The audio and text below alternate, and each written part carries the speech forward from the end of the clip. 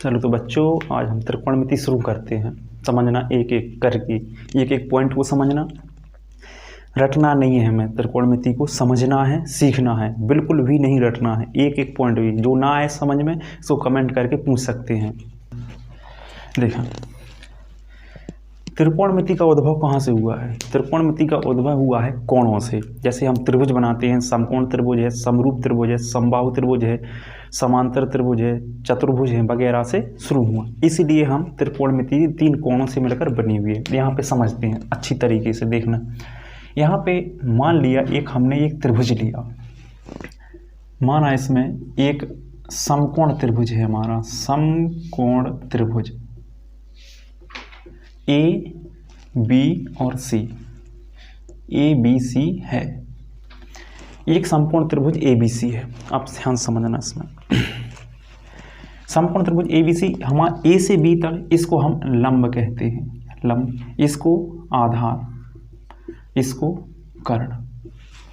क्या बोलते हैं?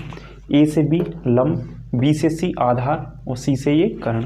यहाँ ए बी सी को कोई भी पॉइंट मान सकते हो, जरूरी नहीं कि इसी क्रम में हो। हम यहाँ पे सी मान सकते हैं, यहाँ पे हम बी मान सकते हैं, यहाँ पे ए, जो आपको अच्छा लगे। यहाँ पे मान लिया एंगल थीटा है, यहाँ पे मान लिया कोई कोण है जो थीटा है। अब इसके सामने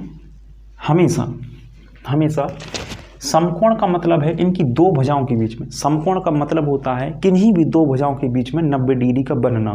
समकोण का मतलब होता है किन्हीं भी दो भुजाओं के बीच में 90 डिग्री का बनना। 90 डिग्री होना चाहिए। तो यहाँ पे कितना बन रहा है? 90 डिग्री एंगल बन रहा है। इसके पश्चात जो एंगल बना है, इसके से समझते हैं हम। यहाँ एंगल है, एंगल के सामने की जो भुजा होती है ए बी, वो हमेशा लंब होती है। वो हमेशा क्या होती है? लंब। मान लिया ये त्रिभुज इस प्रकार ना बना होकर इस प्रकार बना दिया जाए, इसको इस प्रकार बना दिया जाए, इस प्रकार बना दिया जाए। ये ए हो गया हमारा, ए बी हो गया, ए सी हो गया, सी हो गया। इस त्रिभुज को उठाकर हमने ऐसा कर दिया। क्या कर दिया? इसको आधार, इस आधार यहाँ आ गया, आधार नहीं, यहाँ पे लंब आ गया। मान लीजिए यहाँ पे कोण थीटा बना दिया हमने, यहाँ पे कोण थीटा बना दिया। अब ये थीटा क्या हो गया? चेंज हो गया है। अभी थीटा यहाँ था, अब ये थीटा यहाँ बन गया, तो इसका लंब यहाँ आएगा, इसका लंब यहाँ बनेगा, और यहाँ पे कर्ण ये रहेगा और आधार ए रहेगा। आधार ए, हमेशा लंब और आधार 90 डिग्री पर होते हैं। लंब और आधार क्या होते हैं? 90 डिग्री पर होते हैं, जो यहाँ पर बनेगा, जो यहाँ पर बनेगा। मान लिया हमें ऐसा नहीं बनाना है, हम त्रिभुज को इस प्रकार बना देंगे। हम त्रिभुज को इस प्रकार भी बना सकते हैं। कैसा भी बनाइए समकोण त्रिभुज, दो भुजाओं के बीच में 90 डिग्री का कोण होगा, और जो तीसरी भुजा होगी वहाँ पे हम एंगल से, तीसरी भुजा के एंगल से हम भुजाओं के नाम देखेंगे। जैसे यहाँ पे 90 डिग्री है, यहाँ पे कितना है? 90 डिग्री है। कोई भी मान लो, मान लिया यहाँ पे ए मान लिया है, बी मान लिया, सी मान लिया। तो 90 डिग्री के सामने की भुजा हमेशा कर्ण होती है। 90 डिग्री के सामने की भुजा हमेशा कर्ण होती है। और यहाँ पे जैसे मान लिया यहाँ पे थीटा मानेंगे, तो थीटा के सामने वाली भुजा हमारी हमेशा क्या होती है? लंब होगी। और बकाया एक जो भुजा बची हुई है वो आधार होती है, आधार होती है। अब इसी प्रकार मान लीजिए ये त्रिभुज बना हुआ है, तो यहाँ पे कितना है? 90 डिग्री है। यहाँ पे कोई भी पॉइंट मान लीजिए, यहाँ पे ए मान लो, बी और सी कोई भी मान सकते हो, नो प्रॉब्लम। कोई भी पॉइंट मान सकते हो, कोई भी नाम दे सकते हो। 90 डिग्री के सामने की भुजा क्या होती है? जो हमारा समकोण भुजा है, समकोण पर भुजा है, उसके सामने की भुजा होती है हमारी कौन सी? कर्ण। उसके सामने की भुजा कर्ण होती है। और जहाँ पर तुम्हें एंगल मानना है, जैसे हम एंगल यहाँ पे थीटा यहाँ मान सकते हैं, यहाँ भी मान सकते हैं किसी एक जगह। तो मान लिया यहाँ पे हमने थीटा कोई कोण मान लिया है, इसके सामने की भुजा क्या हो जाएगी? हमेशा लंब रहेगी, और बची हुई जो भुजा है वो आधार रहेगी, बची हुई भुजा वो आधार रहेगी। तो तुम्हें इनसे कन्फ्यूज नहीं होना है कि कोई त्रिभुज किस प्रकार से बना हुआ है, किस प्रकार रखा हुआ है, उससे कोई भी समस्या उत्पन्न नहीं करनी है अपने आप में। तुम्हें समझना है उसका 90 डिग्री कहाँ बन रहा है, उसके सामने की भुजा हमेशा कर्ण होती है, और जो कोई भी यहाँ पे कोण बन रहा है उसके सामने की भुजा हमेशा लंब होती है, और बची हुई भुजा एक आधार होती है।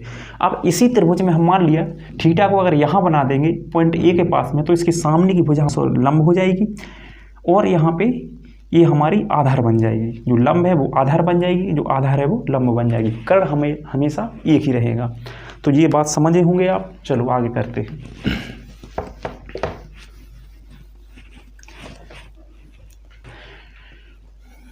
देखो यहाँ पे त्रिकोणमिति में 6 अनुपात होते हैं, त्रिकोणमिति में 6 अनुपात होते हैं, बस उनको याद रख लीजिए। हम आपके लिए बिल्कुल सरल तरीके से, सटीक तरीके से त्रिकोणमिति सिखा देंगे।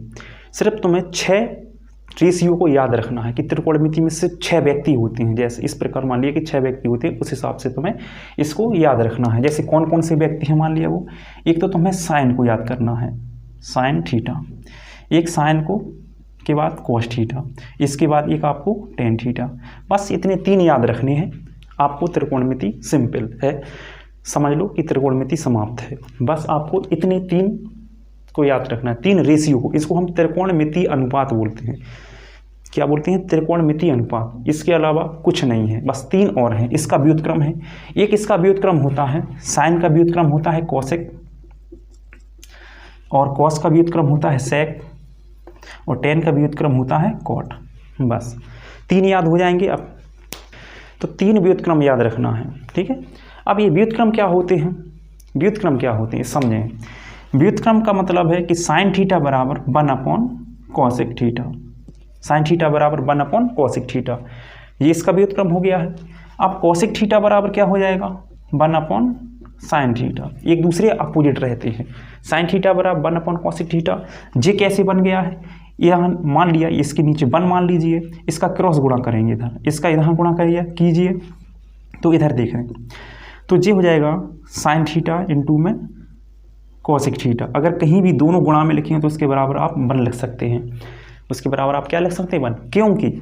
क्योंकि कॉसेक थीटा बराबर क्या हो जाएगा? इसको अगर अपॉन में ले जाएंगे 1 साइन थीटा, तो ये व्युत्क्रम बन जाएगा। क्या बन जाएगा? व्युत्क्रम। तो इसी को ये लिखा गया है।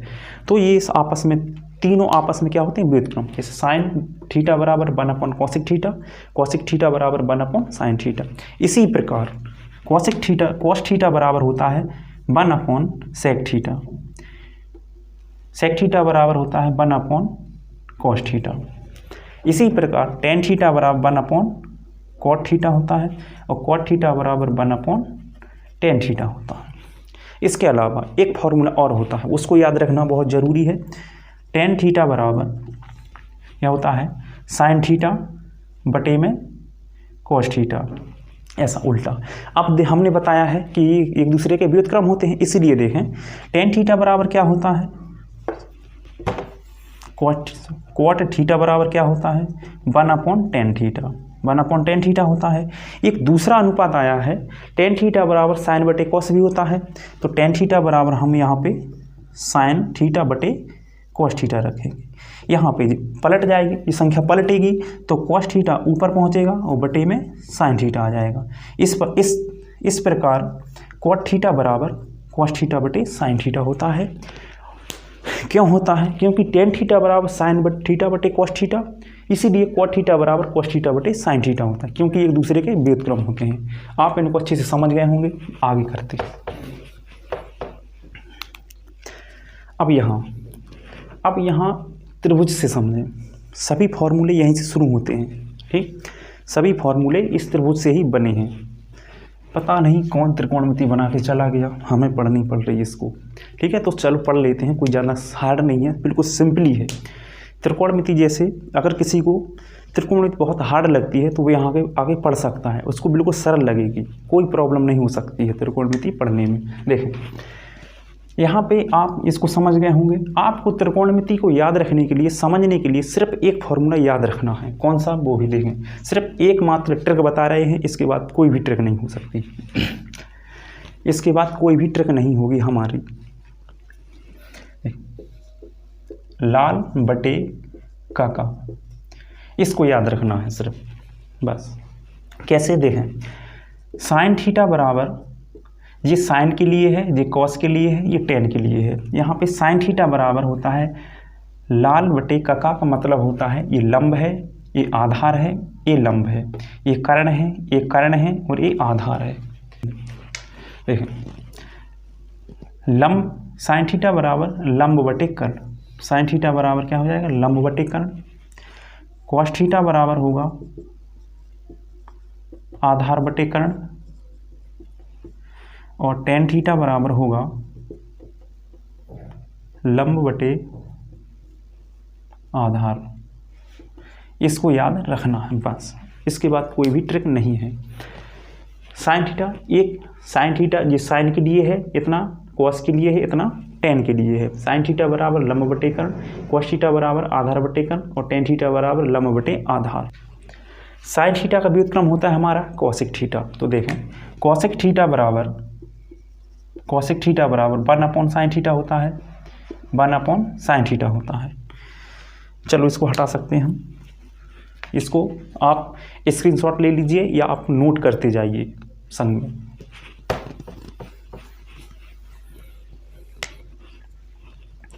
यहाँ पे देखें ये कॉसिक थीटा है, कॉसिक थीटा बराबर 1/sin थीटा होता है, ये हम बता चुके हैं। अब यहाँ पे साइन थीटा का मान रखेंगे, क्या रखेंगे, लंब बटे कर्ण, लंब बटे कर्ण, ये मान रखा है। कॉसिक थीटा बराबर, यहाँ कर्ण को हम अगर किसी संख्या का भाग देंगे, जो संख्या हमारी अपॉन में भाग में लिखी हुई है उसको हम भाग देंगे तो वो गुणा में पहुँच जाएगी, कर्ण ऊपर पहुँच जाएगा, तो ये कर्ण बटे लंब हो जाएगा। तो इसका उल्टा ये हो गया है। अब देखें कॉस थीटा बराबर आधार बटे कर्ण है, मगर कॉस का जो व्युत्क्रम है वो क्या होता है, सेक होता है। क्या होता है, सेक थीटा।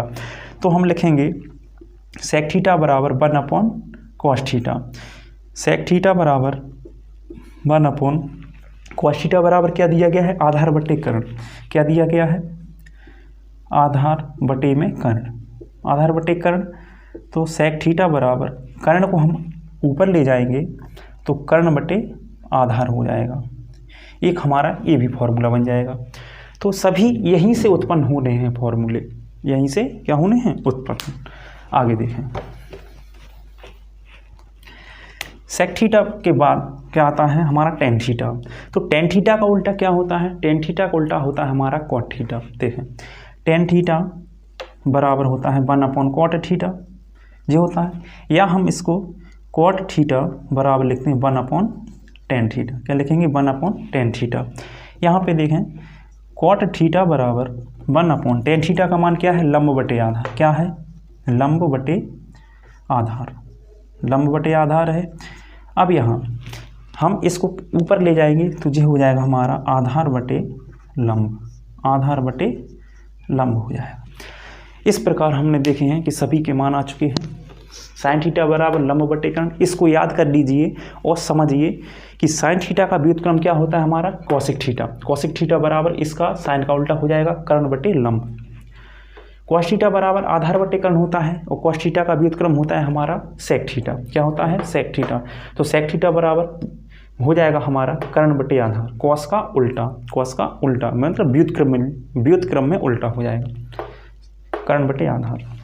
इसके बाद है टेन थीटा। टेन थीटा बराबर लंब बटे आधार है। टेन थीटा का व्युत्क्रम क्या होता है हमारा, कॉट थीटा होता है, कॉट थीटा। तो कॉट थीटा बराबर इसका व्युत्क्रम होगा, टेन का व्युत्क्रम कॉट थीटा है, तो ये हो जाएगा हमारा आधार बटे लंब, इसका उल्टा। इस प्रकार इनको आप नोट कर लीजिए या स्क्रीनशॉट ले लीजिए, नोट करते जाइए तो और अच्छा रहेगा। चलो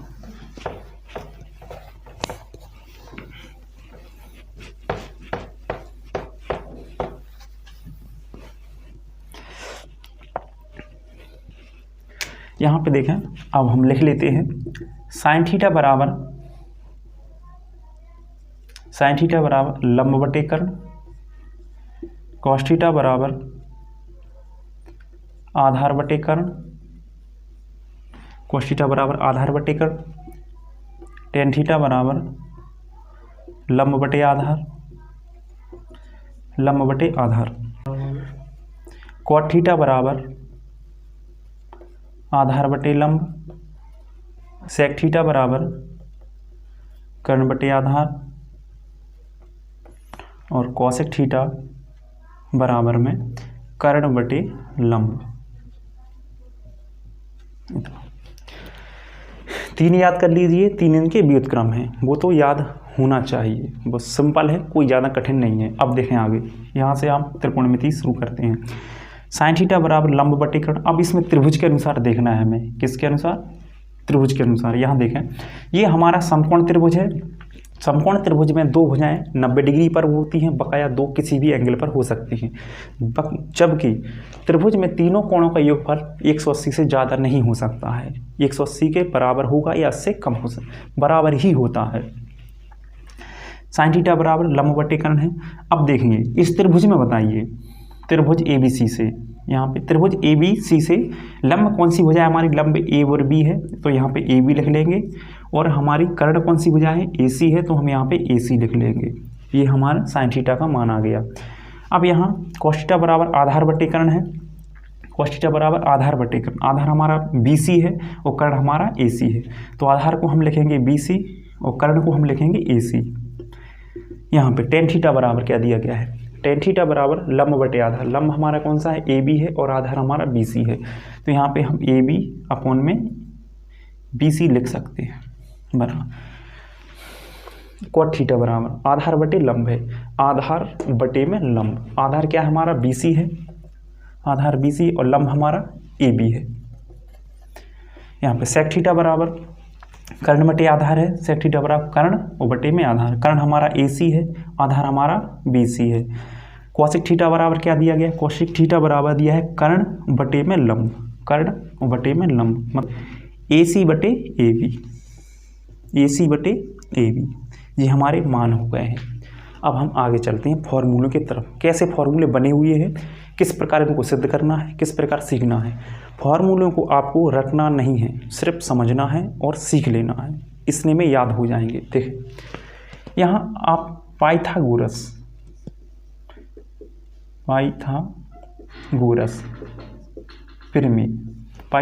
प्रमेय से समकोण त्रिभुज में पाइथागोरस प्रमेय लगती है, जो कि आप कक्षा 9 पढ़ते आए हैं। सिंपल है।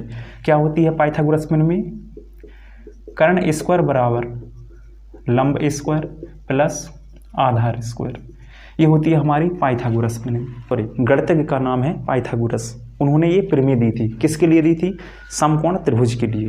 ये सिर्फ वहीं पर लागू होती है जहाँ पर समकोण त्रिभुज बनता है, बकाया किसी पर लागू नहीं होती है, सिर्फ समकोण त्रिभुज के लिए लागू होती है पाइथागोरस प्रमेय। देखें कर्ण क्या दिया गया है, कर्ण का मान हमारा AC है, कर्ण का मान क्या है AC है, तो AC का स्क्वायर, लंब मान कौन सा है AB है, तो हम यहाँ पे लंब A से B लिख लेंगे और इसका स्क्वायर लगा देंगे। आधार हमारा BC है, BC का स्क्वायर लगा देंगे।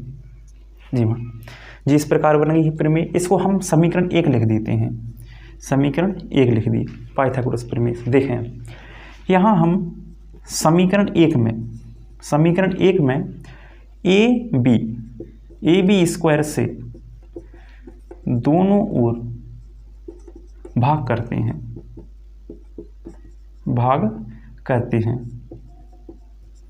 हम समीकरण 1 में AB का होल स्क्वायर से दोनों ओर क्या करते हैं, भाग करते हैं। तो AC का स्क्वायर बटे में AB का स्क्वायर बराबर AB स्क्वायर और बटे में AB स्क्वायर और प्लस का यहाँ पे BC स्क्वायर, ये हो जाएगा भाग। यहाँ पे AC बटे में AC का स्क्वायर है और बटे AB का स्क्वायर है बराबर AB स्क्वायर है प्लस BC स्क्वायर है। इसलिए हम यहाँ पे क्या करते हैं, AB स्क्वायर का अलग अलग भाग कर देते हैं, मतलब AB स्क्वायर में अलग भाग कर देते हैं और BC स्क्वायर में अलग भाग कर देते हैं दोनों का। यहाँ पे इसको ऐसा लिख सकते हैं हम, ये देख लिखा है AC अपॉन AB, दोनों का होल स्क्वायर है, इनको एक साथ लिख सकते हैं कि नहीं लिख सकते, AC अपॉन AB का होल स्क्वायर लिख सकते हैं। यहाँ पे ये दोनों कट जाएंगे, सेम संख्याएं हैं, कट गई तो यहाँ पे 1 बचेगा। यहाँ पे BC और AB दोनों का होल स्क्वायर है, तो उनको हम दोनों को एक साथ लिख सकते हैं, दोनों को एक साथ होल स्क्वायर में लिख सकते हैं। इस प्रकार ये लिख लिए है।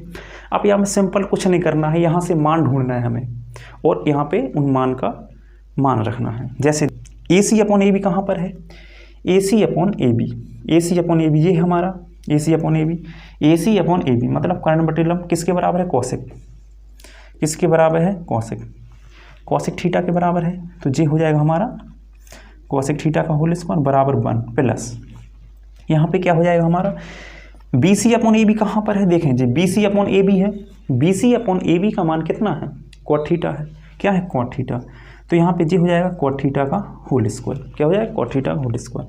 तो यहाँ पे इसको इस प्रकार लिख सकते हैं कॉसेक स्क्वायर थीटा बराबर 1 प्लस कॉट स्क्वायर थीटा। तो जी हमारा एक फार्मूला बन गया। क्या बन गया है? फार्मूला। अब इस फार्मूले से हम दो फार्मूले को व्युत्पन्न कर सकते हैं। इस प्रकार हम फार्मूले को सिद्ध कर देंगे। अब देखो, इससे दो फार्मूले कैसे ज्ञात करते हैं? कॉट स्क्वायर थीटा को यहाँ लाएंगे, हम पक्षांतर करेंगे तो कॉसेक स्क्वायर थीटा माइनस का कॉट स्क्वायर थीटा बराबर 1 हो जाएगा। ये हमारा एक फार्मूला ये निकल कर आता है इसी से। दूसरा फार्मूला ये है कि अगर हम 1 को साइड कर देंगे 1 को, तो कॉसेक स्क्वायर थीटा माइनस 1 बराबर में हो जाएगा कॉट स्क्वायर थीटा। तो हम इसका मान भी लिख सकते हैं। हमें किसी क्वेश्चन में इनका मान पता, इसका मान रखना पड़े कॉसेक स्क्वायर थीटा कितना होता है, तो उसको लिख सकते हैं 1 प्लस कॉट स्क्वायर थीटा। या कहीं पर हमें कॉट स्क्वायर थीटा का मान रखना पड़ जाए तो हम क्या करेंगे, 1 को इस साइड पक्षांतर कर लेंगे तो कॉसेक स्क्वायर थीटा माइनस 1 बराबर कॉट स्क्वायर थीटा बन जाएगा। इसके पश्चात अगर हमें कॉसेक स्क्वायर थीटा और कॉट स्क्वायर माइनस का कॉट स्क्वायर थीटा का मान रखना पड़े तो हम उसको 1 रखेंगे। कॉट स्क्वायर थीटा को पक्षांतर कर लेंगे तो cosec square theta minus cot square theta बराबर 1 बन जाएगा। यहाँ पे एक फार्मूला आपका सिद्ध होता है। एक फार्मूले से हम दो फार्मूले और यहाँ पे निकाल लिए हैं। जो आपको ज़रूरत पड़ेगी वो आप लिख सकते हैं। यहाँ पे आप स्क्रीनशॉट ले लीजिए और या नोट कर लीजिए। आगे चलते हैं, अब दूसरा फार्मूले की ओर चलते हैं।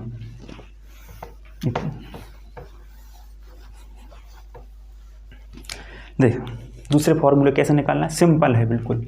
अभी हमने ए बी स्क्वायर का भाग दिया था समीकरण 1 में। अब हम क्या करेंगे, ए बी स्क्वायर का भाग कर चुके, अब बी और सी, बी सी मतलब आधार जो मान है इसके होल स्क्वायर का भाग देंगे। तो हम लिख सकते हैं कि समीकरण 1 में दोनों ओर बी सी स्क्वायर का भाग करेंगे हम। तो यहाँ पे ए सी का स्क्वायर बटे में बी सी स्क्वायर बराबर A B square plus B C square और बटे में बी सी स्क्वायर। जी हमने भाग कर दिया। अब हम इसको क्या करेंगे, अलग अलग लिखेंगे। ए सी स्क्वायर बटे में बी सी स्क्वायर बराबर, ये बी सी स्क्वायर है, इसको हम इसमें भाग देंगे, इसमें भाग देंगे अलग अलग। तो ए बी स्क्वायर बटे में बी सी स्क्वायर प्लस यहाँ पे बी सी स्क्वायर बटे में बी सी स्क्वायर। जी हमने भाग कर दिया है। अब हम इसको सॉल्व करेंगे कैसे, ए सी अपॉन बी सी है, इसको हम दोनों का होल स्क्वायर है, इनको हम एक साथ लिख सकते हैं। ए सी अपॉन में बी सी, दोनों का होल स्क्वायर लिख दिया है। अब यहाँ पे लिखा है ए बी अपॉन में बी सी, दोनों का होल स्क्वायर है, दोनों पर स्क्वायर है, तो ए बी अपॉन में बी सी, दोनों का होल स्क्वायर लिख सकते हैं इसको। दोनों का होल स्क्वायर, ये तो कट जाएगा, सेम है, दोनों का स्क्वायर है, बी सी है, कट जाएगा। यहाँ पे क्या बचेगा, कटेगा, मतलब एक बार इसका भाग चला जाएगा। अब देखें ए सी अपॉन बी सी का होल स्क्वायर है, यहाँ पे A B upon B C का होल स्क्वायर है। तो यहाँ पे सर्च कीजिए कि इसके मान कौन कौन से हैं।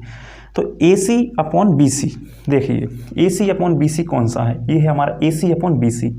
ए सी अपॉन बी सी का मान कितना है, सेक थीटा। तो यहाँ पे इसकी जगह हम क्या लिख सकते हैं, इसकी जगह, इस टोटल की जगह इसके बराबर ये है, इसके बराबर सेक थीटा है, तो इसके बराबर क्या लिख सकते हैं हम, सेक थीटा का स्क्वायर बराबर।